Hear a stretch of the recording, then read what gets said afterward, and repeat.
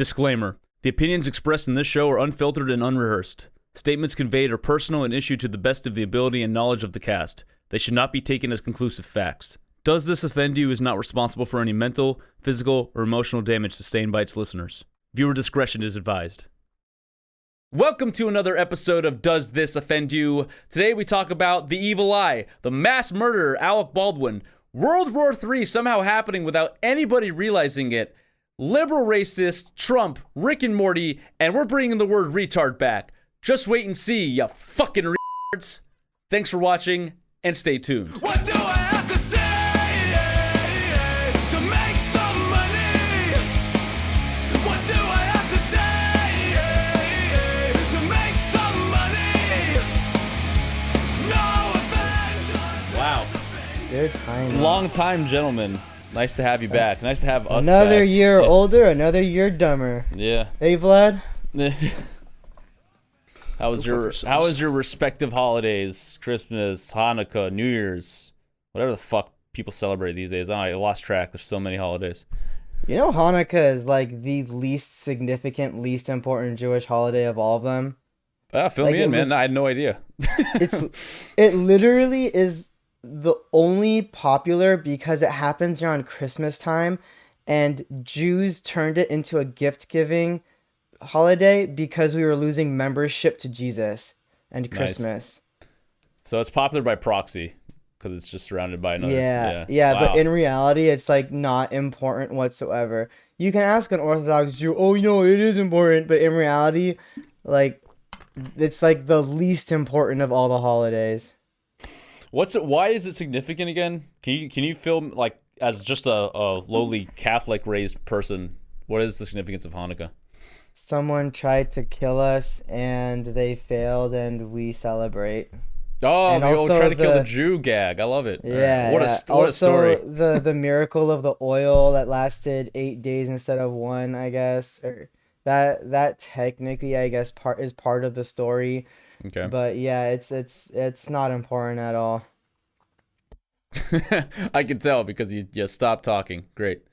I'll tell you what is important though. The new reinvigorated Does This Offend You podcast, because not only are we going to talk bullshit, we're actually going to have segments now we're going to try out on this show. Not that it matters to our 22 subscribers, but this all makes sense in the future, hopefully. But I would like to start off by introducing this first segment, which is What's Your Problem?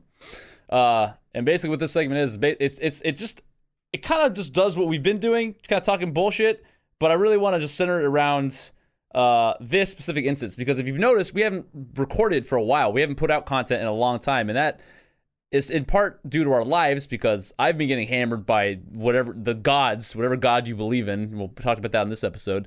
Still plugging things, by the way. But secondly, because some of us are actually working a lot more, and we kind of deprioritize this podcast, but we still want to do it. But the third reason being is because between Vlad and I having brand new computers, both of them subsequently crashed on us, and they're both different brands. And I just would like to call out the industry, whatever the industry is, and say, fuck you. Because this planned obsolescence thing is now, it's not even subtle. You're just making things that break down on us. And I'm tired of buying fucking products that don't even last a year.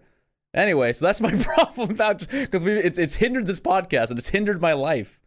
So anyway, that's my issue. Good. Just want to get that off my chest. If you guys have anything that just broke down on you way too early, Steve. God, no, we're not doing that. Not into the new year. Stop talking about him. All right, go ahead. What's up, Omid? I was just gonna say my self-confidence. Good. What else? My masculinity. Awesome. What else has broken down? Oh, I've had a lot of shitty cars. Yeah. Although I love my car. My car that broke down. Also in that same episode about God. Started out talking about car. Yeah. Yeah. Speaking of God, I don't know if this is a religious thing or not, but like, what do you guys know about this concept of the evil eye? Like, if you have some kind of news or something that you want to like talk about, people say that you should not talk about it because like the worst outcome is more likely to come of it if you do. You know what I mean? Was it like Murphy's Law? No, Murphy's Law is like if something can go wrong, it will. I feel like this is like a religious thing. I forgot what Jews and Persians call it, but they all have it. It's like the evil eye concept, where, for example, like if I mean this is a true story too. I remember somebody offered me tickets to go to a Warrior playoff game back when I was in high school, and I started bragging about it way too early, and then things just didn't work out for that. Another one being like ever since I started school, I was like bragging that I had a job lined up and I was gonna get the practice and all that. And then the moment I graduated, the whole thing fell through and it just never came to fruition. So it's like that concept of like the evil eye. And now like I've had some traumatic news come, and it's something that normally people would want to talk about. But now that the evil eye has struck me so many times, I'm like, maybe it's best that I don't talk about these things purely because I don't want to like have the worst outcome come of it. So it kind of, in a sense, reminds me of karma, but just with less action, almost as if talking is the action that results in bad things happening to you. But in a way, yeah. But like, I don't know, Egyptians should have it too. Lebanese people should have it too. So that covers both of your sides. And then Vlad, I know the Jews have it. But like, have you guys heard of this? Because I even had like a Brazilian girl talk to me about the evil eye, and I thought it was only a brown people thing. I mean, Brazilians are brown. Are they not? That's not what he meant by. But anyway. Okay. So what I was trying to say. Sorry, I'm trying to fix this fucking net. Basically, what you're referring to, I think it's called the mezuzah. Is that the correct term for it? No. Mezuzah is the thing on Jews' doorpost. I got some mezuzah. What's it called? Hamsa. Hamsa. There you go. It's a hamsa. Okay, so the hamsa basically tells you don't spread anything about your life until it comes to fruition, type of thing, because a lot of people in this world don't like you. They hear good news about you, they will cast the evil eye on you, hoping that you fail. In turn, you do fail. It's also, I feel like, a good lesson for people is to be like, as you said, the term "I was bragging." It tells you, don't brag, don't do that. Be humble. Well, it's not bragging. I was celebrating. I was like, I'm so excited. I was telling people, hey, I'm gonna go to this game. It's gonna be fun. And people are like, oh hell yeah, that's cool. But I did hear that concept before, where you start to draw jealous eyes or envy, and that kind of like, well, that is the like evil a curse. Eye. Yeah, exactly. But so you guys know about this then? Well, I guess I didn't have a name for it or a concept for it, like the evil eye. But I know I've always had like I think it's just superstition that every religion or culture kind of defines it or gives it a title. But I've always had this like weird superstition that like if you speak something into fruition, it'll like either it will happen or won't happen, depending, I don't know, whatever the negative outcome is. You know, I'm not the one who brags. That's like Vlad was talking, but it's like something like, oh, like, okay, this is really awesome. And then exactly what happened to Omid. Like, I don't know. I'm trying to think of like a specific instance, so we can come back to me. But I know I don't speak a lot. I don't say a lot of things I'm doing out loud to people, only because, I am afraid of the worst outcome. Because if it backfires on me because I spoke it into the world, I'm always in fear of something bad happening. I don't know what it is. I have this weird complex about it. If you want to call it the evil eye, then maybe that's what it is. But, yeah. So, have you not heard of the Hamsa or evil eye before this? Nope. Just kind of practiced it without giving it a title. I'm pretty sure when you were born, your parents probably put a little bracelet on your leg or your arm with the evil eye on it. Like, Danny, if you Google this thing, do you think that you'd recognize it? It's like a blue eye with like the white. Yeah. And yeah. Like a blue eye and a white sclera, and then it also has a black dot in the center or a darker color in the center. But a lot of times the Hamsa is actually the upside down looking hand. You've seen that thing? Upside down hand, and it has the eye over here. I recognize it, but nothing that's been surrounded me in my youth. I mean, I've probably seen this on Google. Maybe it's because you're a Christian. I'm pretty sure if you bring it to your family, even Christians have it. Everybody has. The evil eye is well known because, again, but it's like, But I feel like it's more celebrated, or not celebrated, but like acknowledged in brown people's culture, because you don't go around America and see it in like white trash houses, but you can go anywhere in the Middle East and have some poor family have it hanging on their wall somewhere. Well, that's because, Christianity in this country is different from the Middle East in general. Americans, their Bible isn't like traditional, original, whatever you want to call it.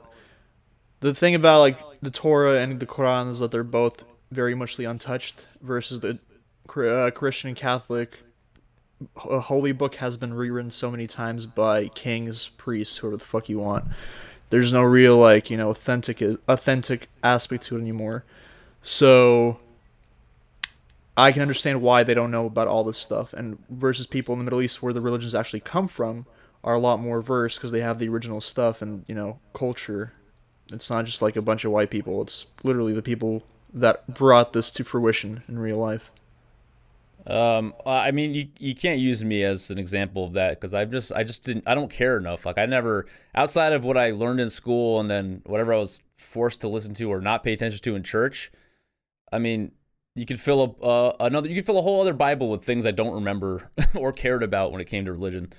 So maybe it did come across at some point in my life. I just don't remember it or don't care to remember it. But which is fine. But the practice of it is something that's been relevant to me, or just like I understand.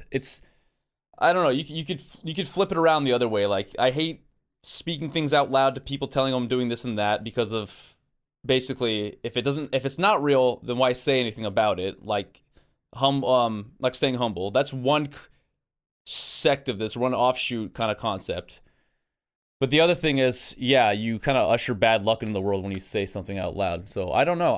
Maybe it's just I just have no pride in myself. There's also that. There's a psychological part about it. Maybe I just don't say things out loud to anybody about what I'm doing or what's exciting to me because I just don't think that people want to hear it or that it's not worth telling.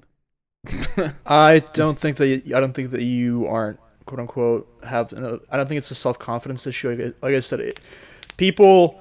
That's not to sound like a crazy fucking batshit individual, but yeah, I don't know. I in my recent years, I began to realize that humans really do have like kind of an energy thing going on where we can more or less control outcomes around us if we really, put our soul and belief into it. It's a very touchy thing because sometimes you do something like so devoutly and it happens and you're like, okay, but then you also put yourself vulnerably by telling people about your plans, what you're doing, and then other people, like, they see that, they get jealous, they don't want you to win, they hate you, whatever, and they send their energy trying to fuck your life up. It sounds crazy, but like I said, in recent years I've kind of come across the idea that this is actually something that might be happening and humans have some sort of like telepathy power or whatever the fuck you want to call it. I don't know. So you're saying the power of jealousy just supersedes all other No, because it's some people really do. Like, some people want you to fail. There are some people in this world. Everybody wants you to fail. That's nothing new. That's not true. I feel like a lot of people do. Like, what's the old phrase? Like, nobody notices you when you're at the bottom. Nobody cares if you're in the middle, but everyone hates you when you're at the top. Like, I don't think there's. It's always. Just but that's a part of it. Doing, yeah. But that's a part of it. Do you think the collective jealousy of humanity is what's fucking us right now? Like, a lot of people. Look, if you have something that you're in the works with, and you start to notice that things are being thrown cogs in your. If you ever let's say you have a project going on and you tell people about it, especially people who maybe have similar interests and or might be like deep down they're maybe a little jealous. They don't really want you to win. They don't really express that wanting for you, and you start to notice like cogs being thrown in your machine. That's essentially it. I guess, but what other, like, what do you mean by cogs? Like I feel like just mishaps. Yeah, maybe you forget. Maybe you did something on accident. Maybe, or just something like maybe a bird shit on your head today. Yeah, but that's natural. That's just like that's good luck. Yeah, sure. My point. It just happens. Yes, but I'm saying that the idea behind it is that it happens because people start to wish bad upon you. That's because you have bad negative energy coming towards you, is what he's saying. Like, it's not something that's physically or a sure thing, but you're asking for negative energy to come your way when you talk about these things, right? So how do I combat that? power of By positivity. not talking about it. Positivity. So that's what I've been doing, but I still get shit on. So what's my problem? So first off, in regards to that, I mean, honestly, in regards to any sort of thing that you're doing, whether it's a project of some sort, All right. being able to really buckle yourself down and get it done is a required skill. But on top of that, like prime example is we like to bring up Steve all the time. Steve, he used to brag a lot about certain things and tell everybody that he's going to do something, and things didn't come to fruition. You know, he then kind of recently in the last few years kind of learned to shut the fuck up, and he's been putting his pen to paper, ear to the rock, whatever you want to call it, and developing his current business that he has, and he's been doing decently well because he hasn't been talking about it to everybody. He's just been kind of shutting the fuck up. He might say, yeah, I'm doing pretty well, but he won't like say what he's doing. He doesn't give that kind of information out because he doesn't want people knowing about it and then like sending some sort of bad thought towards him. I know, again, it sounds crazy, but as you kind of observe it in your years, you'll start to notice it. I can't really put it out for you more than that. I don't buy it. No, that's fair. You don't have to. Not everybody does. I feel like the energy's coming your way regardless of what you do. And secondly, there are tons of people in this world who just go around talking fucking shit, and then sometimes they're garbage people, but they end up being successful in some sort of way. I have no idea. Even though all they do is talk, but somehow it just things go right for them. I can't really think of anything right now at the moment. Okay, bye Vlad. I'm sorry I'm boring you, but yeah, I can't think of like an actual instance right now of those people, but I'm sure there's a ton of celebrities that exist that are just like don't deserve what they have, and they probably went around telling people they're fucking awesome and basically just being shitty people, and life works out for them. Well, look what happened to Alec Baldwin. That didn't really work out for him. Yeah, but that's a freak accident. You think that's the evil eye or karma in effect or something because he accidentally shot somebody? Not really, but sometimes you just get fucked and then you get extra fucked. I'm sure he didn't continue his life thinking nothing of the person he just murdered, which clearly seems like it was a huge accident, but now it's, escalating, and that kind of sounds like it sucks too. Like, it sounds like so many things had to go wrong for that gun to fire off and accidentally murder someone that, I don't even know if it's worth convicting, but obviously there has to be some, repercussions for it. I just don't know what. I think just let the producer, whoever died's family, to, attempts to murder him or something. I don't know. That's what they did in the old days. I think that's what did they do in the old days? It was only appropriate that you expect that the family members of somebody you murdered were going to come after you for revenge. Oh, you're talking really old days. So with the Alec Baldwin situation, I think he got on involuntary manslaughter, which literally is something that you get if you kill a person on accident. You still get they still punish you, which in his case will probably be a slap on the wrist, but you don't get anything super hardcore with intent. The thing that made me scratch my head was, why was he the one? He gets a small punishment, fine, but at the same time, why did they not go after the props guy? That's my question, because the props manager, whatever, the person working on that is supposed to be making sure everything's safe when they set up these props to operate for a movie. That obviously wasn't the case. So my question is, why is the prop manager's head not on a pike? I think it's studio liability. It's not just on one guy. I agree. The prop manager is in trouble. Is he? Yeah, it's both Alec Baldwin and the prop manager. Well, like I said, Alec Baldwin, I read his case. He's just getting an involuntary manslaughter. So in his case, it's pretty much just a slap on the wrist, and that's it. He's not going to do anything serious for it. He didn't mean to. He didn't even know. It's involuntary for a reason. Well, yeah, he's just trying to do his job as an actor. Does anyone actually know the story on set? Was he in the middle of shooting a scene and then shooting a guy instead of a scene? He was filming the movie Rust, and one of the scenes he had the gun, so he was holding it or whatever, aiming it somehow for the scene, and squeezed the trigger, and it's supposed to fire off a blank round. What happened was it actually fired off a round and hit a female producer, killing her. So they were filming. Yeah. Okay. That's it was for a movie. It's not on purpose. I know. I get that. That's why I'm asking. Yeah. The context matters. We always talk about context is very important. But yeah. Yes, context. But the point is that so he's pretty much just getting a slap on the wrist. He's gonna be fine. But I haven't read regarding the props manager. I don't know what happened with that one. Maybe Omid did. I haven't seen anything. That's why I was saying he should be, he or she should be the one who is having their head on a pike, because your job is to make sure all these tools are safe and harmless and not going to kill anybody, obviously. But that wasn't the case, so. But obviously, Alec Baldwin is the celebrity. He will be getting all of the attention for this scenario, which I think is stupid, but it is what it is. Well, that's what sells, right? Yeah. It doesn't matter if it's just some random fucker who works on a movie set. It's got to be Alec Baldwin. Or else nobody gives a shit about this person dying. Yeah. But, God accidents always happen on set, especially to stuntmen. I don't know if we hear too much about stuntmen dying on sets, but I'm sure it does happen. Or it happened a lot more in the past. No, they had that, like, I think one of the Fast and Furious movies that happened recently, a stuntman actor, female. She was doing a motorcycle scene, she crashed and died. Right. They happen from time to time. We just don't hear very often, but you'll hear in the news from time to time. Part of the job, yeah. But I'm pretty sure the headline is like actor kills somebody. It draws a lot more people than just like stunt double dies on set. Well, he did technically, Baldwin, whatever his name is, fucking did kill somebody. Baldwin. Yeah, whatever his name is. Baldwin, whatever his name is. He did technically kill somebody. Technically.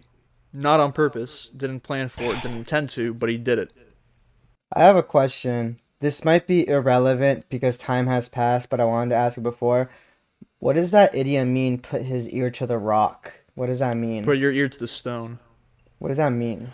It's supposed to, I believe, mean that you're basically grinding, you're working. That's the original intent for the term. That when you want to say put your ear to the stone, it means time to get to work. Yeah, but I mean, where did that come from? Is really the people like.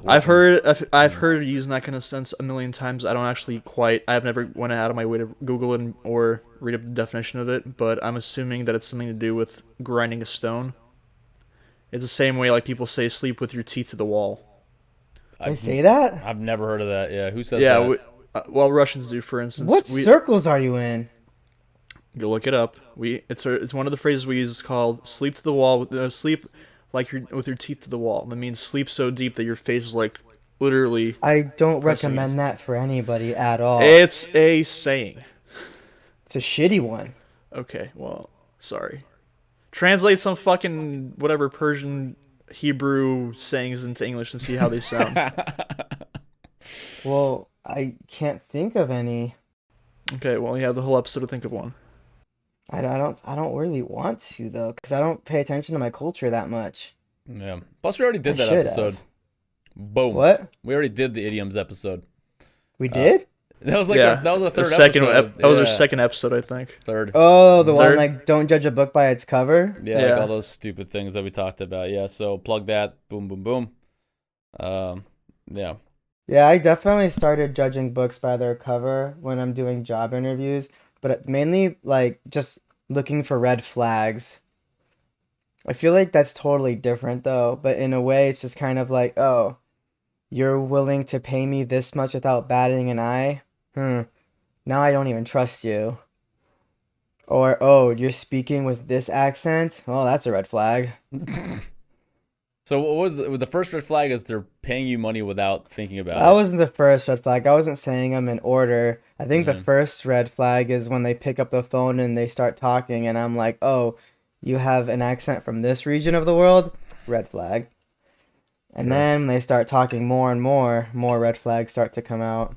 I've just realized that there's a lot of people in my industry that are crooks and thieves and liars and really just trying to rip everybody off around them. And main goal is to avoid that shit. And if you can rip them off back, by all means.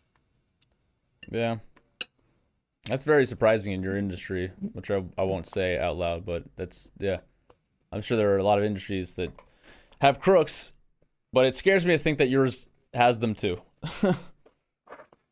But yeah, why not? If there's everywhere. opportunity, there's always someone that's going to be there to capitalize, so all power.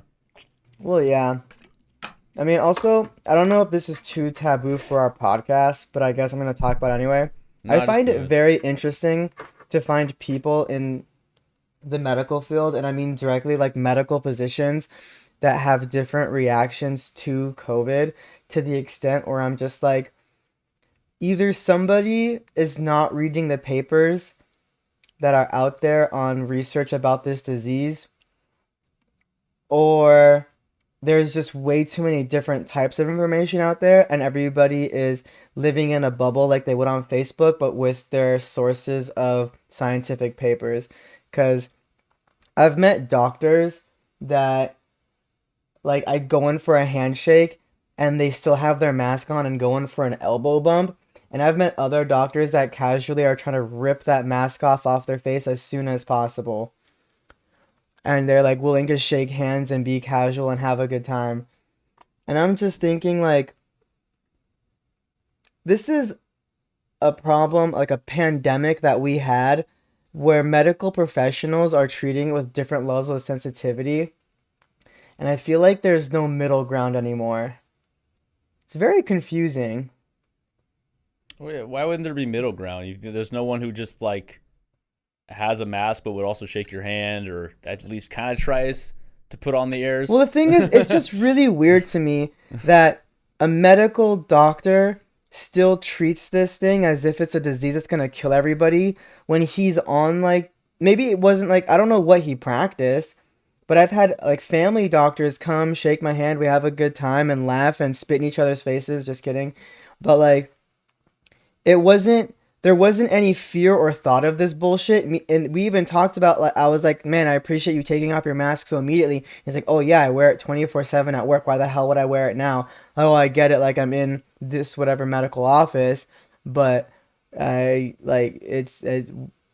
needed it off. And I'm like, yeah, that's totally fair. Cool. But it's just really interesting to see a dichotomy of reactions from the medical field when you think that there has to be, like, proven knowledge of what's going on and how we can handle it safely. Yeah, but I think it's not entirely up to the medical professional themselves. They're trying to mitigate other people's reactions too. Like if you can be safe, and especially in a medical facility, so why wouldn't you? Despite all the knowledge they have, like there's still an absence of that knowledge to the public who are going to these facilities. So you want to make your clientele feel comfortable, right? Maybe, but just based on the information that I have, as a doctor, if you're reacting in a certain way, you also have the authority to be like, oh no, this is what the papers say, it's okay, relax, right? Which, I mean, I don't know if it's obvious or not yet, but that's generally the direction that I'm in when I talk to people or I do these things. I'm in the, it's okay, relax, I don't care. Like, I had a coworker that didn't want to see a patient because they had a cough. And I was like, okay, fine, then I'll see them, whatever. And look at me, I'm still fucking healthy because I didn't play that stupid bullshit. Like, the patient came in, they needed help, and I did it. And I honestly kind of look down on the, not really, I don't look down on them, like I can kind of get it. People have their phobias or they're scared of stuff. But it's just stupid that this is the world that we've created, where somebody has a harmless cough. Back in the day, we didn't think twice about, like, oh, that person coughed, whatever. But now somebody wakes up in the morning and they have a slight cough. Oh my god, I have to tell the world. This is a potential risk for everybody around me and I could be a ticking time bomb. Like, that's what our world has come to. And there are some people that are like, fuck this bullshit. And there's other people that are like, no, you're a fucking time bomb. So, back in the day, you mean like 2019? Back in the day? Yeah. I mean, we have to identify dates and times now based on pre-COVID, post-COVID. Yeah. I mean, whether you like it or not, the world has been altered. I don't know when we're going to be able to I mean, there's a point where we will just all together bounce back and forget this ever happened, but it's funny. 3 years now into it, I don't think it's that time yet. I don't know. It's funny that you say before COVID and after COVID type thing because BC AC again. Mm-hmm. BC AC? Nailed it. You mean AD? Yeah. Not even a real pun. No, it's like now before Christ, after Christ. Yeah, that's before COVID, after COVID. Oh, I'm thinking about the Catholic thing. That is a Catholic thing. It's Anno Domini, which I think it just translates to after Christ. I think it's the same fucking shit. But yeah. So you did listen in church. I did. That's the one thing I retained. It was BC AD, before Christ. As long as it's disease, we're good. And they use Latin for the second half for some reason. Don't fucking ask me why. It's why? Wildly inconsistent. I just told you not to ask me that, and you went ahead and did it. It's irresponsible. neglectful. Don't ever I mean, ask me you anything ever put- again. No, like you this just- is it's no, just like this you is assume his your gender. fault. You planted a seed in my head, and I needed to know. I asked you why. Because I don't know why. I don't ask me why. Is literally that I'm telling you don't ask me because I don't have the answers. Maybe you just didn't want to tell me why. I didn't know you didn't have any answer. Okay, well I don't have the answers now. I'm telling you. Well, thanks for being honest. Okay, there you go. Dumbass. Good, we're all learning here together.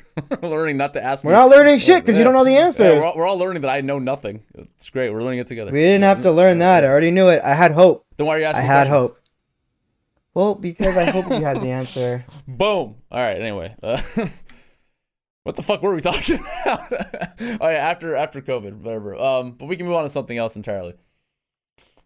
I mean, that's your prerogative. Yeah, I don't really care. Because we completely cut off. Like I tried to go into this new reinvigorated podcast with my gripe with something, and we totally just threw that away. So I don't know what to do now. Let's just keep it rolling. Well, I was talking about the evil eye. It was very related to your gripe because I was like, do we want to hear this? Not for my sake, but for your sake. Do we want to hear this? Hear about the evil eye or planned obsolescence? Whatever you want, your grief. Yeah, I'm just saying. Well, I mean, if you don't want to talk about it, you don't have to talk about it, or we don't have to talk about it collectively. But I think Hey, we don't have to not talk about it for my sake. I made the argument for your sake. I have a question. Fine, yes, Vlad. Have either of you heard of the Doomsday Clock? God damn it. Sure. Do I want to talk about this? No, I'm asking. I legitimately have a question. Have you guys heard of it? If I say yes or no, will it impact how long it turns to this conversation lasts? I was just gonna ask, how's that crap work, and like, how do they measure their timing? Depends. Good who questions. Good questions. You ask. Who depends. Who you Anyway, ask. evil eye. The Mayan had a doomsday clock, right? No. I mean, like the one that the scientists in the U.S. or wherever they Okay. always show it in the news. So be more sometimes. specific, because I don't know what the fuck you're talking about. I don't know what you're talking about. But Okay, so you guys don't know World about War it, III okay. did start. You guys hear about this? Germany and U.S. want to send tanks into Ukraine. Yeah, they already did. See? Yeah, World War III, sent- baby. they already sent the tanks. I mean, the problem is that's why I asked that, because specifically for that reason, after that news broke, the Doomsday Clock got moved to 30 seconds from midnight. Tonight? So, the whole thing is, I don't know how it works exactly, but if it hits midnight, the world's over. It's apocalypse. And since this began, they've been moving it closer and closer to midnight, and now it's 30 seconds away from midnight on this doomsday clock that scientists are putting up. My question is, how do they measure it? What is their calculation? I want to ask you guys if you knew. I didn't even know what this was. Yeah, I always thought it was just like. But it sounds like back when 9/11 happened, people became more and more aware of the color spectrum for threat levels in America. And they were like, today is threat level orange. And you're like, oh shit, what does that even mean? I don't know, but just be on alert. What am I going to do if somebody flies a plane into my house? Oh, good thing I was alert. Okay, let's get back to the subject at hand here. So World War III just started and no one told me, or is this just kind of more? It hasn't started. Basically, all of Europe. When I say all of Europe, basically a bunch of NATO countries have been throwing their arsenals into Ukraine to help the Ukrainians push the Russians over the border back into Russia, because they're like, leave them alone, because they've been basically Ukraine is like the holy buffer zone of the world now to keep Russia away from invading everybody else, because they're all afraid of them. And we've been first we used to send guns with ammo, then we started sending grenades and stuff like that, then we started sending over javelins. Now we're coming to the point where countries are sending over jets and tanks. I forgot who I think Sweden's trying to give the Ukrainians F-16s. And then the U.S. just sent over Abrams tanks, and then fucking Germany, and because the U.S. sent over Abrams tanks, they sent over their version of the Abrams, whatever it was, which technically these tanks should push the Russians back easily without any sort of questions. Those things are fucking monster, and the Russians do not have the tech to fight that. So this whole World War III talk, to me, it doesn't really seem like there's any war. I don't think the only thing that could happen is if Putin needs to save face and he's such a fucking rat, is if he fires off nuclear weapons. Okay, so World War III just technically started. So you're telling multiple countries are now invested in the Ukraine-Russia war. They've been invested. France, England, Germany. Now they're taking action, I guess, to they've capitalize on been those doing investments. They're all basically, it's a proxy war against the Russians, which they've been doing, and the Ukrainians are there basically guinea pigs. They're being used to fight back, and they're being given all these weapons and tech to do it, drones, whatever the hell you want. Very cool. My question is, honestly, at this point though, is how are the Russians still in there? That's what I don't get, because Russia doesn't have that big of a military. They might have quote-unquote stronger weaponry than most of these other countries, but U.S. tech is obviously better, has always been better. And for me to kind of wonder if all these countries in NATO who have been armed by U.S. military, have all this military gear, have been sending it to Ukraine, how come they are still having such a hard time getting them out of the country? That's what I don't get. That's what makes me scratch my head. Let me ask you this. Is it winter in Russia? Yeah, it's winter, I think. There you go. There's the answer. But they're fighting in Ukraine. I know. Well, Yeah. that's the Ukrainian and Russian problems, but everyone else involved are just should like they're not gonna have a good time. That's all I'm saying. Historically proven, you don't ever invade. I mean, Russia in the winter. like I say this as well. Like I tell people, all this seems very. This is to me very America playing proxy games, because let's go back to the fact that the U.S. conveniently decided to trade the Russians the world's most dangerous arms dealer. What's his name? I forgot his name already. Anyway, he was known as the Merchant of Death. They gave him up for Brittany Grinder, whatever the fuck her name is. Griner, yeah. They gave him up, the Merchant of Death, to get a female basketball player back because she got imprisoned in Russia for breaking the law, which she legitimately did by smoking weed. And this is how you know America is shit at negotiations. If they know anything about trades, is that you never trade a shooter for a big. The league is evolving, and bigs are a non-factor these days. All They're I know is almost that obsolete. it's a very convenient time to release the Merchant of Death, and just conveniently during this war going on. Or maybe it's just Russia being very smart and knowing how stupid Americans are, and they know that they can rile up people for some bullshit cause. It seems like that's what America folded to. All right. Well, if that's the case, we'll continue with more of this. Does this offend you? Right after the message from our sponsors. Our sponsors still being us, by the way. So give us money, or you're gonna continue to see stupid advertisements. Thanks. See you in a minute. Does This Offend You is absolutely, definitely, and undoubtedly brought to you by this 100% totally real sponsor.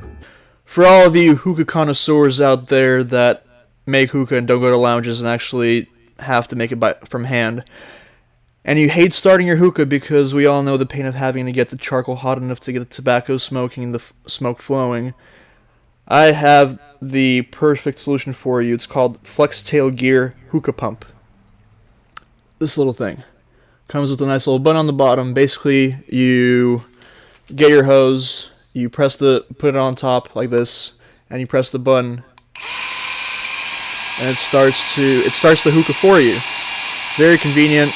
You don't have to waste your breath trying to get the fire started, and it comes in a small size so you can put it in your pocket, carry it around. If you go to a lounge, do the same thing. You get the hookah, start it up that way. Very convenient. I actually got this little guy from Danny for my birthday gift, so thank you, Danny. Very convenient and very helpful. All right, cool. Short, sweet, to the point, very succinct. Also, happy birthday, Vlad. We forgot to say that on this podcast publicly. I didn't even know that was a necessary device. I Yeah. didn't know this was a struggle of smoking hookah. Yeah. Like I said, a lot of hopefully most lounges will start the hookah for you, but if they don't, which some don't because they are in a rush, they'll give it to you. You have to sit there and start it up, and it takes a while. So this is a good little thing to have. You know the last gift Danny gave me? A $10 gift card to Starbucks and an egg maker. That's right, I did. Doing Secret Santa, I remember that. How was that, by the way? How's the egg maker working? I actually use it all the time. Because I don't want to hard boil an egg, or I guess boil an egg to get it to medium. I just use this guy, and I'm figuring out the tricks to like add a little bit less water than they asked me to for getting it medium well, and the eggs come out almost perfect. Nice. Good to hear, buddy. Nice. Yeah. Oh yeah. What the fuck did I even get? I don't even remember. Oh, I got a fucking baking candle from from Farouk over there, and the guy you're just bitching about before we started the podcast. Wait, a what? I got a bacon Farouk. scented candle. Yeah, that's what I Bacon got. scented candle. That Sounds sounds kosher. haram. That's Yeah, very it's haram. very haram. Yeah, coming from him too. That's the ironic part. But I guess it's no more haram than a dildo or vibrator that Nick has. And I hear that thing running all the time now, by the way. It's downstairs. Yeah. I am not surprised. I'm just happy that I brought the gift, the only gift that got stolen, and also it's the only gift, and it maxed out on the steals. I was actually kind of surprised. Is that the Frank pillow? No one stole the Frank pillow on purpose. Oh. I brought the Nerf bow and arrow and the Taco vs Burritos card game. Nerf Bone Arrow. I don't remember that. The card game I remember. But those are one Both gift. of them. Yeah, I think Nick originally picked it, and then it got stolen by Henry, and then Andre stole it, and it was locked. Okay, gotcha. Yeah. Odd. I also like your Christmas gift for me, Danny. The sign that you got me for Vlad's Hookah Lounge. Yeah. Very well thought. I don't see it anywhere. You should put it in the background while you have it. I don't want it to fall behind the couch, so it's on the shelf. That's a perfect place to put a sign, Vlad, on a shelf. So nobody can see it. No, why? It's right next to the TV, so when they look at the I TV, know they where it see is the sign. next to the TV. Your sign is faced inwards, leaning on a speaker. Nobody can see it. No. When I have people over, I take it. When I have people over, I take it and I put it in front of the subwoofer, so it's clearly visible. Don't worry. Great. Okay, good to know that when people do come over, you flip the sign on the other side of a subwoofer, and you're worried about being knocked down. You don't think leaning it on a subwoofer is gonna get. I'm not blasting a sound over here. Okay, I'm literally playing it just for surround sound. If I put it behind me, it'll fall behind the couch. That's the evil eye. It's inevitable. That's just gonna be willed to fall off the wall behind you. That's what you're saying. Probably. Okay. Did you ever actually use that electric, what's it called, frame that I gave you? No, it's actually, I'll be honest with you, it's just sitting here in a box because I've been worried about other things. Also, I don't have any real estate right now. I'm trying to clear a space on my little dresser over here, which I did. But I also have to I have to sort through a bunch of photos that I want to put on there. But that's pretty cool, yeah. Wow, we just talked about a bunch of products that could easily go into our next advertising segment. Dildo's my favorite. But yeah, It would be your favorite. it would be. It's great. Awesome invention. I don't have to use it to appreciate it. I just know it keeps people, it just keeps girls happy, so they stop bitching at their men. Only guys or only girls? I don't know. Okay, guys too, sure. Just wanted to Whatever, clear that man. up. I don't know. I don't know what you want to do with it. I just don't have a personal use for it. That's all I'm saying. Yeah. Come to think about it, my room is full of stuff now. Like, because I've been clearing out, property recently from a deceased person. By the way, not that this is anyone's business, but there's an entire generation of my family like all going out together at at once. Like they made a death pact, and it is something. It's actually it's incredible. It's an amazing feat to pull off that you all willingly tell yourself, I'm going to stop living altogether. and you're just willing it. There was like no previous issues. You're just like, I'm gonna die now. And we're all gonna die together. That's the point. So anyway, I've been collecting stuff lately from different members of my family, and I'm looking around. I actually have a bunch of cigar boxes now, and I'm bringing it up because number one, they smell freaking weird. I don't know if you guys have ever smelled cigars or cigar boxes, but the smell lingers. Like my whole room has changed ever since I brought the box in, just one little box. Yeah, and the second part is that I have a lot of shit to get rid of, and I don't know how to do it. Do you guys sell stuff usually? Or how would you do it? This is a legitimate question. This isn't for the podcast sake, but if we're running out of things to talk about, how do you like deal with people when you have to sell like a massive amount of stuff? Garage sale. That's what I was thinking. Yeah, something like that. But I hate dealing with people directly when I have to go out of my way and like put it on the website. Facebook Market. Yeah, see, that's what I'm trying to avoid. I desperately don't want to do that. I fucking did that once in my life, and I don't want to do it again. I hate meeting with people and dealing with people and really just you don't understand how stupid the public is until you have to like deal with them, like literally make a deal with them, and then actually metaphorically deal with them, associate with them. It's a pain in my ass, and I don't want to do it. That reminds me, I've recently wanted to start the campaign of bringing back the word retard. Yeah. Just like, because people are just really, really stupid. And fun fact, retard was actually the medically accepted term for people that were mentally challenged or, by definition, slow to learn. Because before that, they used to call them mongoloid idiots, which has a definition in like of having an IQ of less than a certain number, which is very low. And then retard was like the simple way to put it, and then people just complicate by making that offensive. And I don't think that's fair, because retard is a very fun word to say, and it's only more fun now that it's taboo. But I think that word needs to be brought back because it's so much easier to say. And sometimes it's like very applicable. Like, I know people that just can't learn from their mistakes, and they make the same mistakes over and over again. Well, yeah, you can consider Steve. I mean, because this analogy kind of applies to him too. But I know people that can get physically assaulted, abused, and destroyed by a significant other, and they'll still go back to them. And then all I could think is, are you retarded? Exactly. Like, Well, I mean, I don't know anything about his girlfriend, so I can't really comment on Steve, but someone was like, you can't say that, and I was like, no, by definition, I'm pretty sure at this point they have to be. I mean, for the record, we refer to Steve as a retard a lot. yeah, I have no problem with it. I'm glad the audience is in on the inside joke. Yeah, but there are a lot of words that we've rendered obsolete as a society for obvious Right? reasons. Like midget. Yeah. Midget was the accepted term, and now they want to call them dwarves. And honestly, I'd be more offended if someone called me a dwarf than a midget, because dwarf just sounds like I'm one of those little munchkins from Wizard of Oz. But isn't dwarfism the actual scientific term for the disease or disorder? Yeah, but midget just makes everything so much more simpler, because now we have to refer to them as little people, which, to be fair, my 5-year-old cousin is also a little person. And I'm stealing that joke from the Cleveland show where they mixed up little people with kindergartners.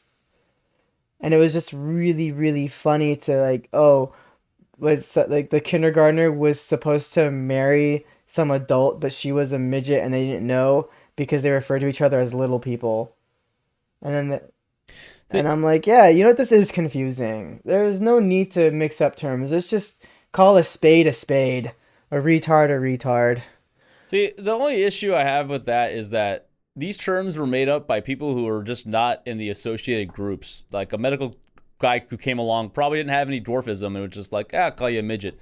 And then an entire collective society of midgets were just like, we have a problem with that. And I don't know. the voice change, I like that. The voice change. Yeah. And so like they didn't get to decide the term, and I think that's the issue. And by the way, I can apply that argument to a lot of bad fucking words we've used in history, and I'm not going to really get into it, but I think that's really the problem. It's just like someone comes along, says to everybody, this is the word we're going to use for these people now, and then the people themselves don't get a say in the matter. I think that's really kind of the issue with it, and that's why we progress away from those words, because we're like trying to include everybody, like everyone's issues, right? Like it's all inclusive society. Like, oh, you don't like that word? We'll change it for you, buddy. Don't worry, little guy. Like, I don't know. I think that's what happens. I think the problem mainly comes down to the fact that humans, even though we coined these terms specifically for maybe scientific purpose and all that, we as a society begin to use them as derogatory terms, which is what the problem is seeping in today's society. Being mean is a end of days type of thing. A lot of people are super offended. They're super soft. They can't handle it.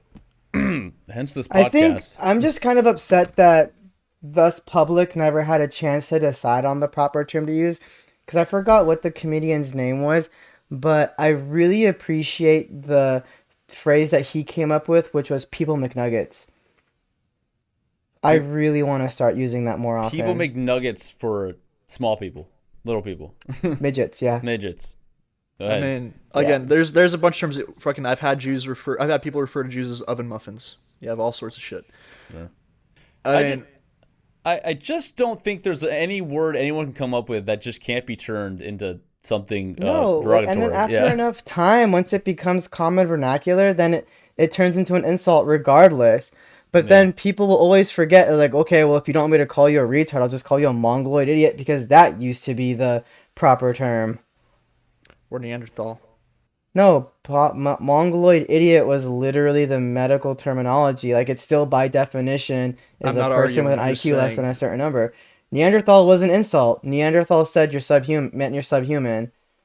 But, like, that was meant to be an insult. Or, like, Negro was used to put certain people down.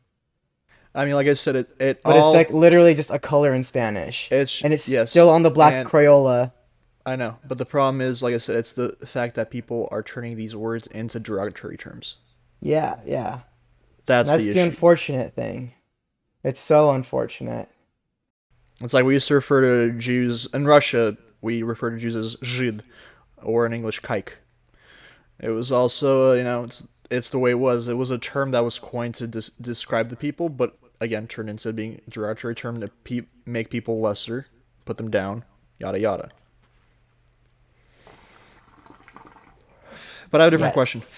Did you guys hear about the news with the Rick and Morty co-creator? I don't know the full extent of the situation, but basically there was a domestic abuse claim made, and I guess he was also talking to underage girls, texting them, something like that. Basically, Rick and Morty is no longer having the co-creator there, and he voiced like half the characters in that show. And so they're going to have to recast everybody, essentially. And at this point, it's kind of like, is Rick and Morty going to die or not? It's going to die. Yeah. I saw what happens when they both aren't working on the show as a team. It's going to die. Was it Roland? Yeah. Yeah, I forgot which one is involved in Solar Opposites. Might be it's Dan Roland. Harmon. They dropped them on that too. They dropped them on everything now.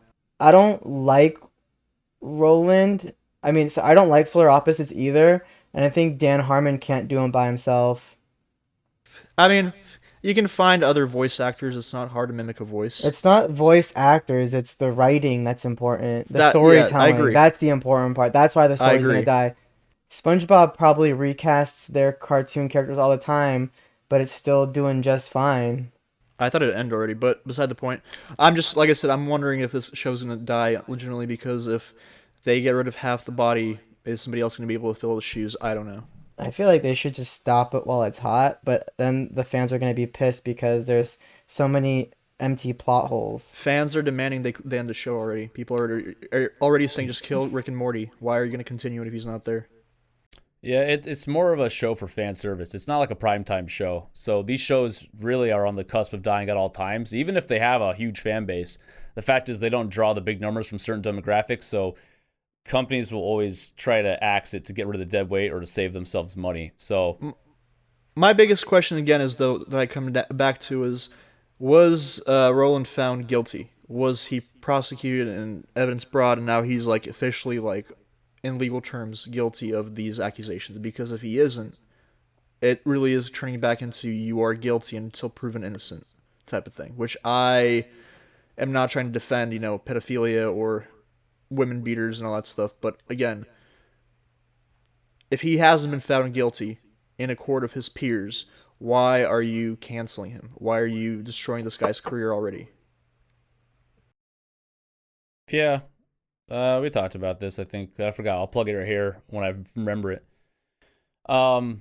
Because that's the way the world works, Vlad. I think that's the conclusion we always come to when we talk about this stuff. It's now the standard. It wasn't before. Now it is. I think the benefit of the doubt always went to the victim, the quote-unquote victim of any case. True, but it wasn't to this extent. Like, you didn't destroy a person's whole career because of accusations. It happened. It happened recently, too, are you guys a fan of That 70s Show? Now it's That 90s Show is the reboot.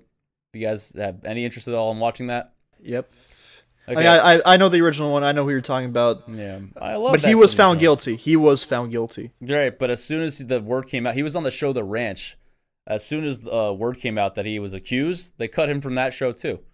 And now he wasn't welcome back to that 90s show, I guess, if he was found guilty for obvious reasons. By the way, I don't want to watch Yeah. the show. I hate shitty reboots, but that's neither here nor there. Yeah. I'll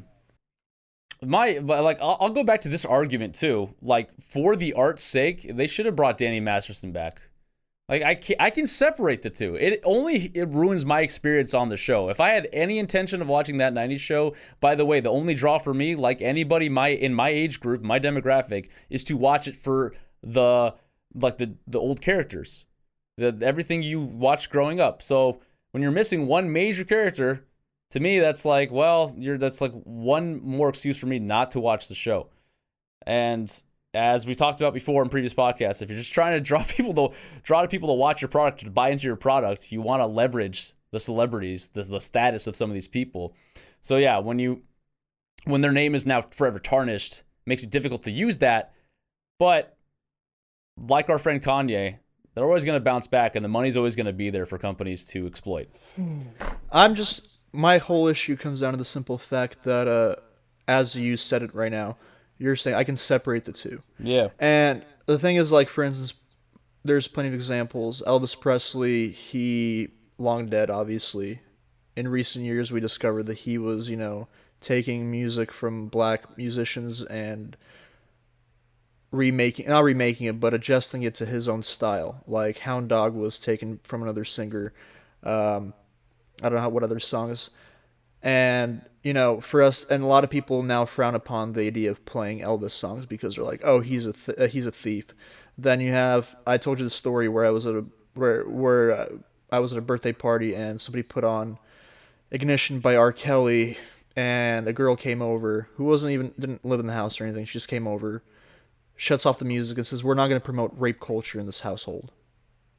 And I was kind of looking at him like, I can respect it if you don't want to. I mean, if you really tie the two together, fine.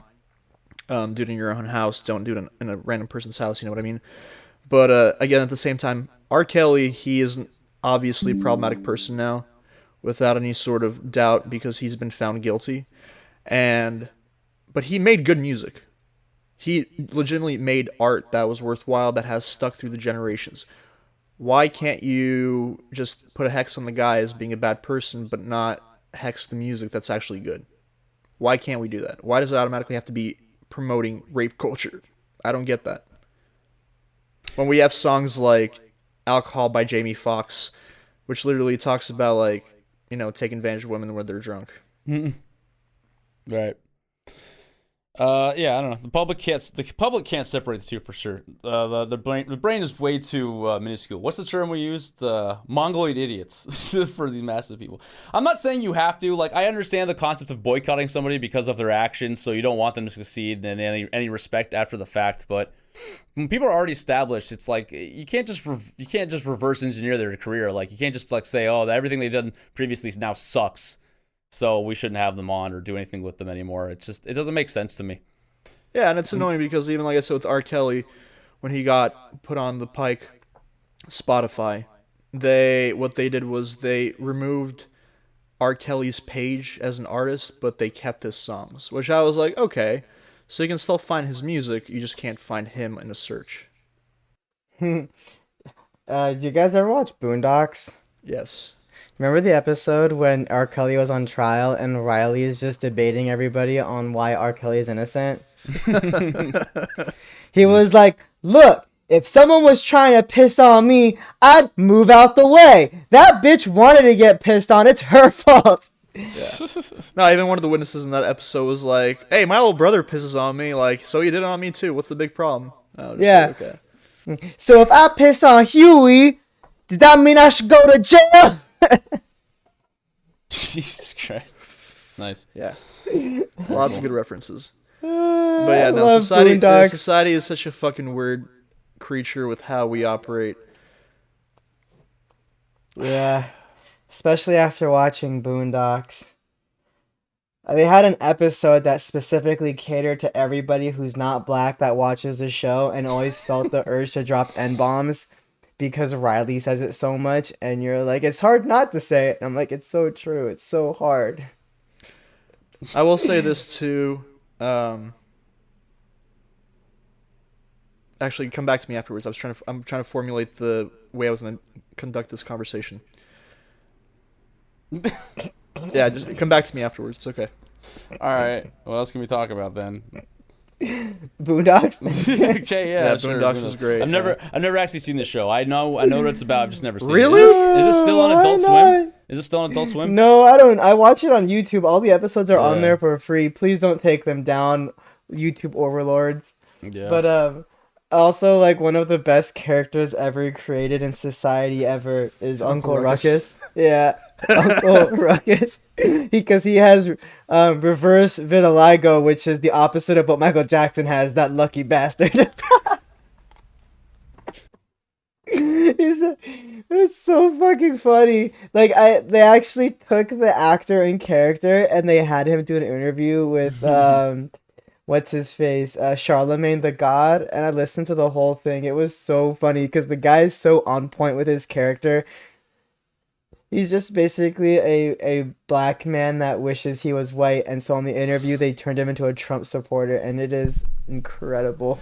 Speaking of which, now that my point came back into my head, so it's interesting how society works because they, like if you ever watch Instagram Reels, people do interviews, whatever, and these random fucks go on the street and they stop people and they ask them, "Hey, I'm gonna give you some quotes, and I want you to tell me who in our political system said that, preferably like if it's Trump or somebody else." They said the quote, and they would be like, "So who do you think said that?" And they would be like, "Trump. That sounds like a Trump thing." And they said another one, yada yada. Basically, they quoted a bunch of quotes from Joe Biden, which were very like racist, misogynistic quotes, and people automatically correlate this as being a Trump thing, that he's the one who said it. And when they find out, they're like, "Really? Are you sure?" Like, "Yeah, motherfucker. I know you're manipulated by the media, you hate Trump that much, but unfortunately, your president that you voted in is the one who actually said all this racist ass shit that you turned a blind eye to and are easily willing to pin it on the guy who hasn't said that at all whatsoever." I think they did the same thing with almost every Democratic president and Trump. I think I've heard one with, was it Trump or Bernie Sanders? And I've heard one with like Trump or Obama. And every time people guessed wrong because when they thought it was Trump, it was actually Obama. And I actually conducted the experiment myself and I was like, "Can you guess who said this quote?" And I'd say it and then they'd think, "Oh, was it Trump?" And I'd be like, "No, that was actually Obama." Yeah, no, it's crazy how much the media really flags things. Like, for instance, when Jeffrey Epstein's whole situation happened, and it came out, and all these like people were being shown off. Trump was very like one of the spotlight people that's on there, including Clinton. And recently I saw a clip of a person who was like saying, so I don't remember which, it might have been Long Beach that Trump had a business at. And I guess Long Beach at one point did not allow, back in the day, black people or Jews inside of these facilities. And Trump was the only business owner who allowed black people and Jews inside of his establishment. And he actually sued the city of Long Beach for this law that was prohibiting, racist who's embracing racist ideologies. And this guy brought up the fact that Trump, after finding out that Epstein had some sort of, ties with pedophilia, turns out he banned him from his establishment. But Well, he banned him from the establishment because Epstein was like hitting on and doing weird gestures or some shit to the young staff. Yeah, to young staff members. It wasn't he didn't find out about the island. He probably already knew about the island, but he didn't like that Epstein was disrespecting his staff. Yeah. So he was making suggestive movements towards a 14-year-old girl, so Trump banned him. But all this stuff got buried. You don't find this like being presented to the media whatsoever. Nobody knows about this sort of thing. Again, this is not me saying that Trump's some holy individual that isn't wrongful. I'm sure he's done some stupid shit too, but it's just the way people take media BS and roll with it without any sort of verification, and how the media tries to hide these sort of things too is the problem, which I am addressing basically. Okay. Yes. Excellent as always, Vlad. So, Yeah. Anything else you want to talk about? Well, I did want to talk about Uncle Ruckus, but Okay. Well, go ahead. Feel free to talk God, about Uncle I Ruckus. know it lost its spark. I just Yeah. wouldn't bring in Uncle Ruckus quotes into this podcast. I mean, the problem is we can't even quote him because he says words that we're not allowed to say. Exactly. That's what I'm saying. Probably best we don't quote him. But yeah, Damn it. Uncle Ruckus is a great character. Definitely shows like the Boondocks you really can't make today. I'm honestly surprised how often Rick and Morty, how long it's survived for. I'm really surprised because of all the shit that goes on in that one. I feel like they could get away with a Rick and Morty today. Hmm? No, I feel like they can get away with Boondocks today.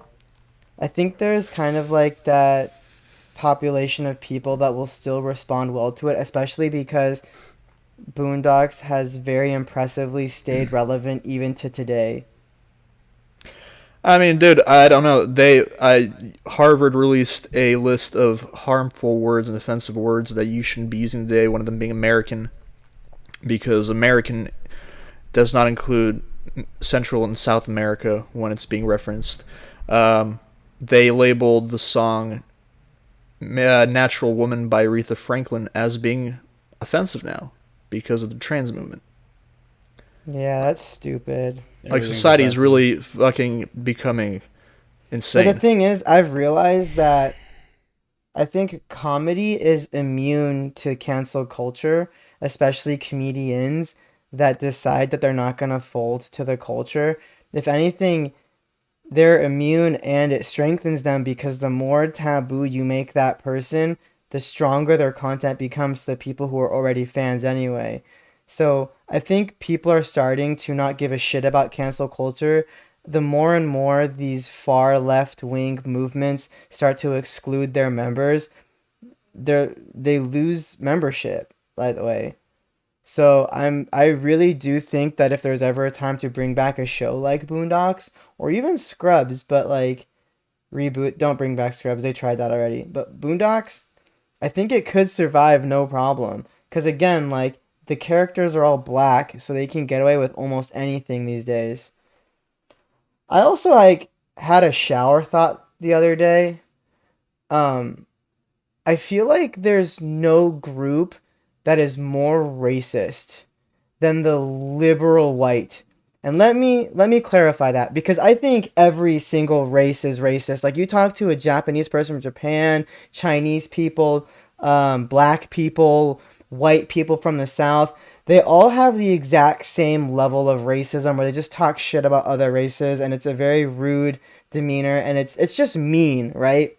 They stereotype a lot, but the liberal white is just so racist by definition because they know that they are better than everybody to the degree where they're like, no, we can't be racist. It is beneath us to be or say racist things because we are so far above everybody else that's a loser in the world that we are not allowed to be racist. It is beneath us. Yeah, and I agree with that because there was a video recently that I saw reel of. It was a guy talking to this like liberal chick, and she was saying that the U.S. is a shithole country, and he's like, "Really? You think that?" And she's like, "Yeah." And he's like, "Where do you think is better?" And she named off a bunch of countries that are like in Western, Europe essentially. And he's like, "So you think that countries?" I sent you that and video. Yeah, did you? I did. Very possible. Anyways, you know what I'm saying. Basically, he was like, so you like the countries that have majority of literally the It was whitest of Gavin white people. McGinnis. Sure, I don't quite recall the... Was it a black and white video? With a curly-haired Jewish-looking woman? I think so, yeah. The man's name is Gavin McGinnis. He was Okay, canceled, so Gavin be careful with McGinnis. what you say. You get the whole entire gist of basically you said, so you think that the countries in Europe that are literally entirely white for the most part are better than the U.S. They're male-dominated. They're white male-dominated, yeah. Yeah, and she And kind of just they have froze. less proportions of, like, minorities. Yeah. And Yeah, she just kind of froze up, and he's like, yeah, so... Do you know who Gavin McGinnis is, though? No. I think he was a huge part of Fox and then left them, did his own independent thing. I think he was the person who started Vice and then left because it got too left wing for him. And he's credited with being the founder of the Proud Boys, but like I think he discontinued his loyalties to them, but he still got credit for it after the shootings and shit happened in like Seattle or something.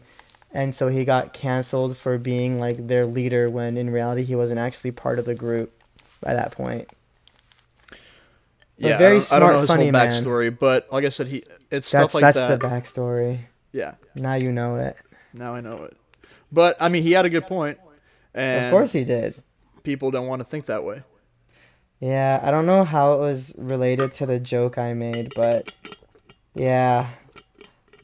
I do think that there isn't a concept of the bigotry of low expectations where even people are afraid to say funny things or a black joke in front of black people when I've noticed that most kind of respond very positively because there is a lot that have a very good sense of humor, but now people are always like scouring in fear to say anything because they're afraid of some kind of violent repercussions, and I even think that's racist. For the record, me quoting that video was in response to you saying that these liberal white people who are, subconsciously know they are quote unquote the superior ones, even their actions of trying to, like shit on America, their examples are pulling Well, those are from. also the same idiots that, as he mentioned, that they say, "Oh, America's not the best country," and to that, I always reply the most rude thing, which is, "Then leave." Which I like how the best argument has been turned into an offensive term because it has no proper dispute. Oh, I can't leave my family's here. Oh, well, why are they choosing to be here? Because the oppression here is so hard. Are they being forced to stay? No, I think they have a better life here than they would anywhere else. And I don't care how much you want to complain about this country or the military industrial complex, but just know if that wasn't there, your dumbass would be stuck in Iran wearing a headscarf, fearing for their life. So I feel like your family made the conscious decision to be here, and you should probably love this country. Fun fact, I just learned that most Filipino people live in areas that have military bases primarily because they're very thankful for America's involvement in their liberation. And so the ones that move here tend to bring their families, and the dads would join the military, and the families would stay around the military bases. Do you guys know about this? No. No. I've Yeah. read a very different history for Filipinos, and a lot of these Filipinos who are activists here, like, against U.S. oppression and the revolution that took place in the Philippines and all that stuff. But I will say, Absolutely not true because the pattern is the truth. There's no city that doesn't have a military base that isn't populated with Filipinos because most that come here, their families join the military, and it's mostly out of respect for this country. I'm not arguing with you. I'm just saying that from what I've read. And as well, in regards to the opposing argument that I've had from liberals who, when you tell them leave, well, I can't with my family, I've had liberals who told me, well, I want to stay here to change the country and make it better. Wow, so they are a virus. They are the parasite. I always like to compare progressives, not liberals because that's a very broad term, but I think progressives are like autoimmune disorders where their intent is very good. They want to help, but they're just making shit worse whenever they act up, so they should just chill. I think I brought this They girl need before. more vitamin D. I brought this girl up in the past, I believe, in the podcast, but I have a girl who I know she's Armenian Persian Jew, and she identifies as a communist, and she's very What a very waste. very actively on social media posting stuff that's like against them, against the status quo, all this stuff. And I remember talking to her before, and I asked her, okay, so you hate America so much, right? And she's like, yeah. And I'm like, so why did your family come here? Why did your family leave the Soviet bloc that, was communist, that you fight so proudly for? Why did they leave? And she was like, well, well, there was racism there too, and, we maybe my parents saw a better opportunity here, but it obviously didn't work out that way. And I'm like, have you asked your parents that? And she's like, no. And I'm like, so why don't you ask your parents what they thought? or what they think now. They didn't find better opportunity here. That's the most Sometimes they retarded don't want thing to I go to the ever source heard. of their family to understand why certain actions were done because it can definitely derail their whole initiative. No, because they learned their family history through YouTube and college professors. That's why, because they're all stupid and they don't like to think of themselves. They have some kind of superhero complex. Stupid. Yeah, that's exactly why her family also stayed in Iran, huh? That didn't pan out for them.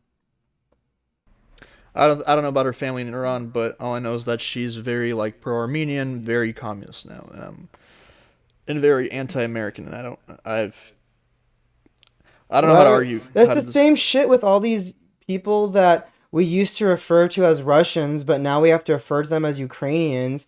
Like, I don't understand how any of these Jewish families that are from Ukraine can all of a sudden post the Ukrainian flag on their profile pictures when they deliberately left that country because it was massively anti-Semitic. And that's what I've been arguing since the beginning of this whole thing. Yeah. We're Yeah, we about talked about this before on some other podcast, but it's just people are stupid. we should take a pause really quick because we're about to run out of time, and then we can continue after we restart the session. Yeah. What did I tell you And about then we breaking can the hear fourth from wall? Danny. You son of a bitch! Stop doing that. I'll fix the session. Just keep talking. And now this Well, is going now into the if- podcast, so thanks. Great. Oh man, Great, now this is wonderful. awkward. Now we just gotta wait for the pause. Or you can Yeah. just end it. Now we're gonna sit here and wait for it to end. Now I'm Fine, gonna Danny. Nice beard. my mom cut fruit for me. I was also on another podcast. I remember that. It was good. Yeah.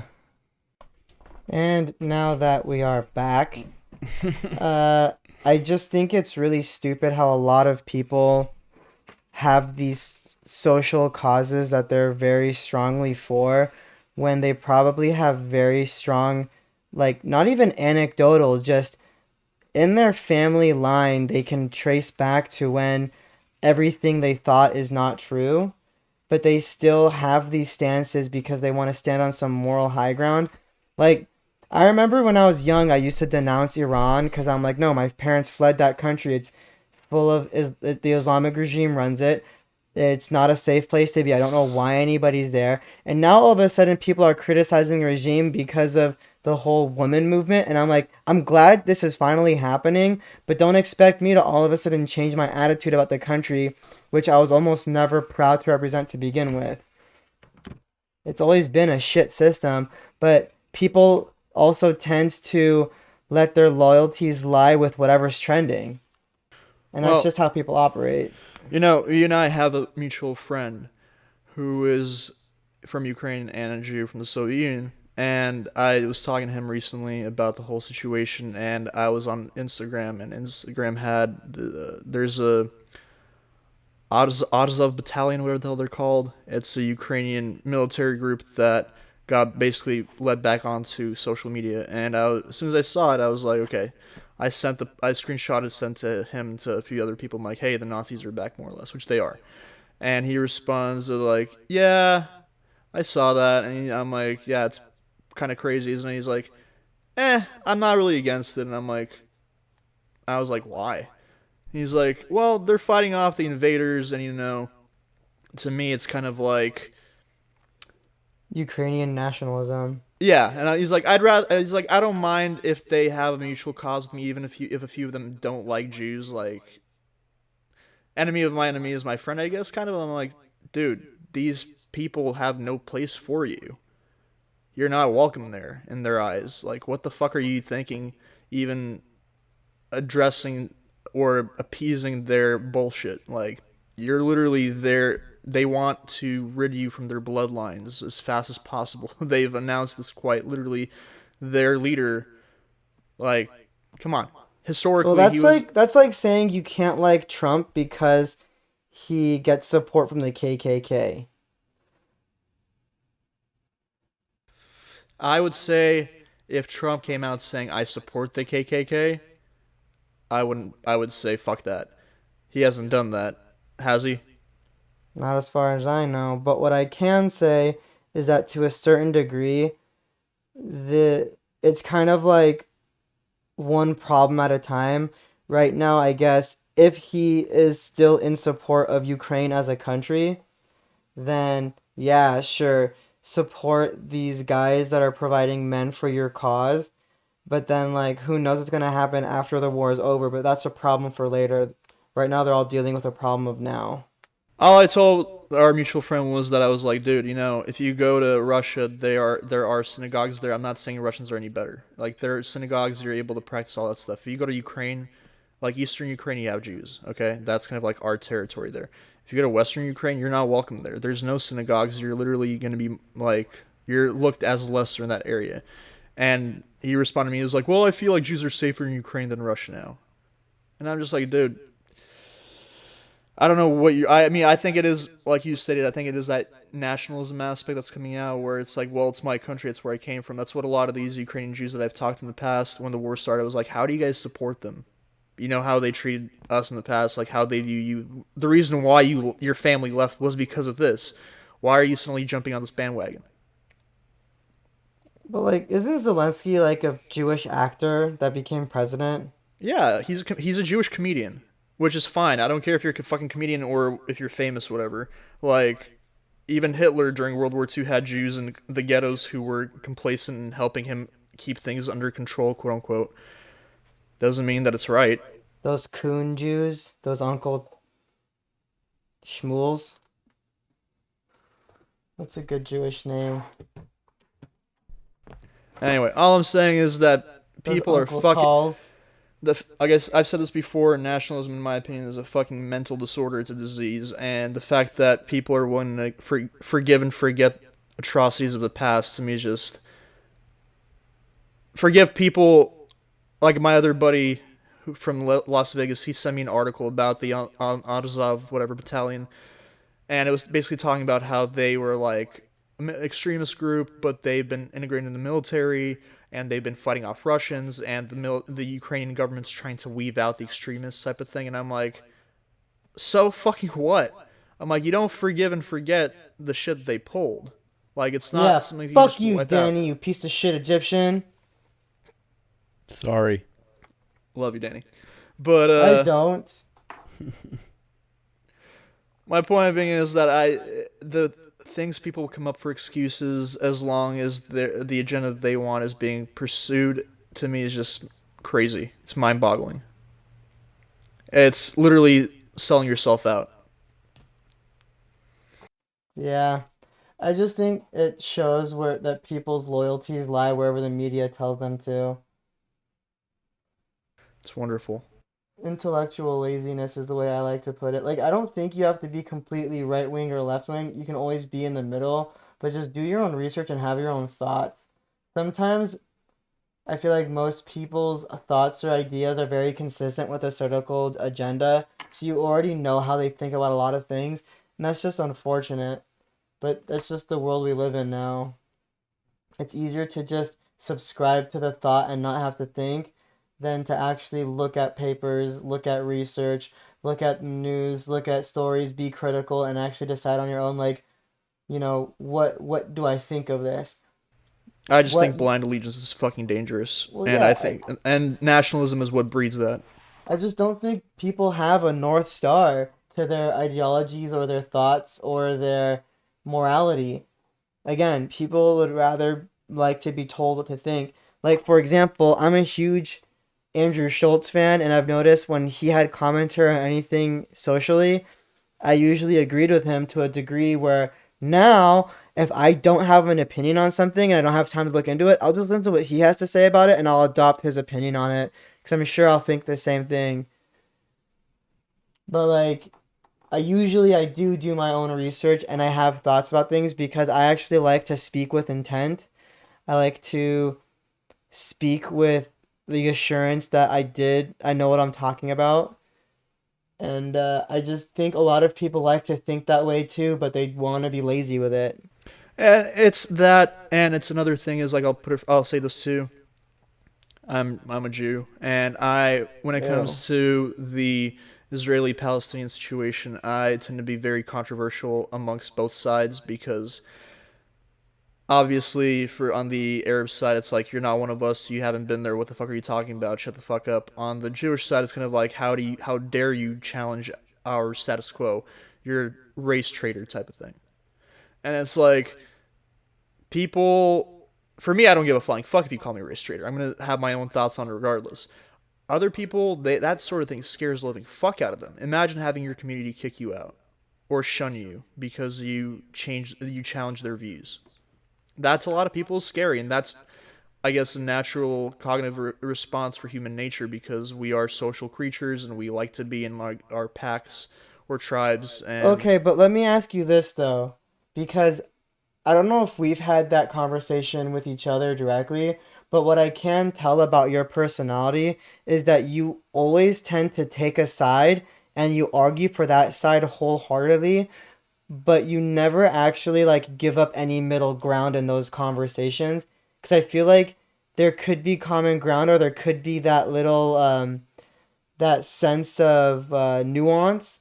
But whenever you get into conversation with somebody, you almost always take the opposite of their stance. so, I've never heard you yes, give middle ground. I agree with you in regards to my personality. Whenever I talk with Israelis or Jews, whatever, I tend to make arguments on the side of the Arabs. When I talk to Arabs, I tend to make arguments on the sides of the Jews. I purposely try to push each one's buttons because, well, I just, my personality, I'm kind of an asshole that way. But if I was to legitimately sit down between representatives from both groups, I'd probably push on both their buttons and be like, so how do we come to common understanding here? Because on a totally different note, I had a coworker of mine who posted on Instagram a page, and he was like, this page is anti-black. And I messaged him, like, asking, why do you say that? He's like, check it out and you'll see. I went on the page. It's some Asian rights, whatever, like, news group in San Francisco that watches all the shit that goes on in the Asian community. And they, on the postings, were outlining a lot of, like, black on Asian crime. And I came back and I told him, yeah, I can see your sentiment, but I told him, do you think that they are spewing falsified information here, like these things don't happen? Do you think that in this sort of situation there is an elephant in the room that people are not willing to address, as in the, crime committing between the Asian and the black communities? Do you think that ignoring it is the right thing to do, or do you think that acknowledging and saying, yeah, it happens, trying to understand why it happens, and maybe starting to change that yourself is the proper acceptable stance? And his response to me was like, well, I don't really know, but we can talk about it more at work. So he kind of brushed it off. And when I saw him at work, he didn't bring it up because it makes him uncomfortable, probably. Yeah, because most people can't admit that the other side has a point. But my thing to you was that I just feel like you like to get that rise out of people. Yeah, I think I you didn't deny like that. to, but in a way, you also kind of want to prove that you're smarter than, but you don't want to just join the conversation and share your actual opinion on things. No, So I I think will. that's If it why com- people view the, you as a it's certain way. it's how the person responds. That's the thing. Because I've had people, including my own family, who are very stubborn and set their ways, and if I say something that will piss them off, whatever, I get it. Then I'm like, okay, so enough pissing them off. Let's actually talk about how to resolve this or address it properly. What means of action there is to kind of get past the problem. They don't want to do it. They're not interested. They don't have that, they're not looking for a two-state solution type of thing. It's not there. It tends to come back to, we're the ones in distress, they're causing it, or it was our land and they came there and we got kicked out type of thing. And I'm like, guys, So you believe in a two-state solution? yeah, of course. I've been saying that for a long time. It's the first I think time it is hearing possible. I think that if it ever did actually happen, or if a single state solution where both like had power and could represent their nationality and all that stuff in there, it would be dangerous. It would really destabilize a whole lot of things that were set in motion prior by countries like the U.S. or the Soviet Union and others that would cause a ripple effect that they don't want. Cool. Well, I don't want to talk about Israel Palestine. So, Danny, what do you got? You've been silent for a minute. Oh yeah, I checked out today. I have no idea what the fuck's happening. It's late and I'm tired, but yeah. We can wrap it up. Yeah. If you guys want, or would you like to just continue talking more about politics, but not specifically don't. about Palestine and Israel. Yeah, as the Palestinian on this podcast, I also don't want to talk about it. You're Palestinian? Yes, I thought you were Arabic. Ha. Ha. All right. Anyway, with that being said, God, I have to wake up. I forgot how to do these fucking outros. Yeah. All that being said, that is Vlad. That is Omid. I have been Danny partially. I was out for most of the second half of this podcast. If you like what you witnessed today and what you listened to, don't forget to subscribe to our YouTube channel here or over on Spotify and Instagram and TikTok and anywhere you can find us. Go ahead and click that subscribe or some follow button. We appreciate you helping us. Next time on the show, we take the wrinkles out of old people using a plane engine. Find out how we do that next time on Does This Offend You? Thanks for watching and see you soon.